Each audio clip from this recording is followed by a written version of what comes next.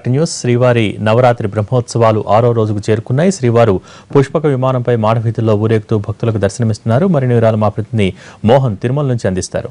శ్రీవారి నవరాత్రి బ్రహ్మోత్సవాలు వైభవంగా సాగుతున్నాయి. 6వ రోజు సాయంత్రం స్వామివారు పుష్పక విమానంపై తిరువీధులలో విహరిస్తూ భక్తులకు దర్శనమిస్తున్నారు. సాధారణంగా స్వామివారి బ్రహ్మోత్సవాలలో 6వ రోజు సాయంత్రం స్వర్ణరథ ఊరేగింపు ఉంటుంది. నవరాత్రి బ్రహ్మోత్సవాలు మాత్రం స్వర్ణరథ ఊరేగింపు 8వ రోజున బ్రహ్మరథం నిర్వహించేటటువంటి సమయంలో నిర్వహిస్తున్న నేపథ్యంలో 6వ రోజు సాయంత్రం స్వామివారు ప్రత్యేకంగా అలంకరించినటువంటి పుష్పక విమానంపై మాడవీధులో విహరిస్తూ భక్తులకు దర్శనమిస్తున్నారు. ఇప్పుడు మనం ప్రత్యక్షంగా కూడా చూడవచ్చు. రుక్మిణి సత్యభామ సమేతుడైన శ్రీకృష్ణ స్వామివారు పుష్పక విమానంపై మాడవీధుల్లో వీరేగుతూ భక్తులకు దర్శనమిస్తున్నారు. దీనికి సంబంధించినటువంటి మరిన్ని వివరాలు మనకు తెలియజేయడానికి టీటీడీ గార్డెన్ సూపరింటెండెంట్ శ్రీనివాసులు గారు మనతో ఉన్నారు. సార్ చెప్పండి, పుష్పక విమానం సంబంధించి ఎలా ఏర్పాట్లు చేశారు, ఎంతమంది నిపుణులు వచ్చారు, ఏ విధమైనటువంటి పుష్పాలతో అలంకరించారు?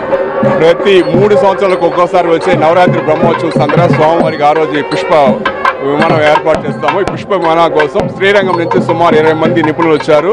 వారి యొక్క సహకారం గత 4 రోజులుగా వారి యొక్క సహకారంతో పూర్తిగా టెంకాయ ఆకులతోనే పూర్తిగా అలాగే ఆర్టి బోధలతోనే ఈ యొక్క ఏర్పాటు చేసినాము. స్వామివారి వేయించేసే మండపం మాత్రం పూర్తి పుష్పాలతో ఏర్పాటు చేస్తాము. అంటే ఈ పుష్పక విమానం సంబంధించి ఏ రకాల పుష్పాలు ఉంటాయి? విమానం సంబంధించి ఎంత బరువు? విమానము సుమారు 1 టన్ను లోపలే ఉంటుంది. విమానం రూపంలోనే ఈ ఆకులను వాడినాము. స్వామివారి వేయించేదానికి సుమారు 6 రకాల పుష్పాలు వినియోగించాము. సాధారణంగా ప్రతి సంవత్సరం ఆనివార ఆస్థానం రోజు పుష్ప పల్లకి ఉంటుంది, ఇవాళ రోజున పుష్పక విమానం ఉంటుంది. వీటి మధ్య ఉన్నట్టు వ్యత్యాసం ఏంటి? పుష్ప పల్లె కంటే పూర్తిగా పూలతో అలంకరిస్తాం. మొదటి నుంచి సుమారు 20 అడుగుల ఎత్తుతో చేస్తాము. పుష్పక విమానం అంటే పూర్తిగా స్వామివారి విమానం రూపంలో ఉండే మధ్యలో వచ్చి వేయించేపు చేస్తారు కాబట్టి ఇది ఒక ఏర్పాటు చేస్తాం. ఇవాళ జరిగినటువంటి కార్యక్రమంతో పాటు బ్రహ్మోత్సవాలు మొత్తంగా కూడా స్వామివారి అలంకరణకు సంబంధించి పుష్పాలకు సంబంధించి వివరాలు ఏంటి? మనకి మామూలుగా 9 రోజులు బ్రహ్మోత్సవం సంబంధించి సుమారు 25 నుంచి 30 టన్నుల వివిధ రకాల పుష్పాలు అవసరం అవుతాయి.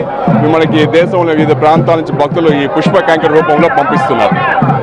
ఇది శ్రీవారి నవరాత్రి బ్రహ్మోత్సవాలలో ప్రత్యేకంగా ఊరేగించేటటువంటి పుష్పక విమానం సంబంధించి కూడా శ్రీరంగం నుంచి నిపుణులను రప్పించారు. 4 రోజుల పాటు శ్రమించి ఈ వాహన సేవను స్వామివారి అలంకరణ కోసం రూపొందించారు. ఇక బ్రహ్మోత్సవాల సందర్భంగా కూడా 9 రోజుల పాటు శ్రీవారి అలంకరణకు సంబంధించి కూడా దాదాపు 30 టన్నుల పుష్పాలను సేకరించాం. పుష్పాలన్నీ కూడా పూర్తిగా భక్తుల నుంచి విరాళంగానే అందించాయి.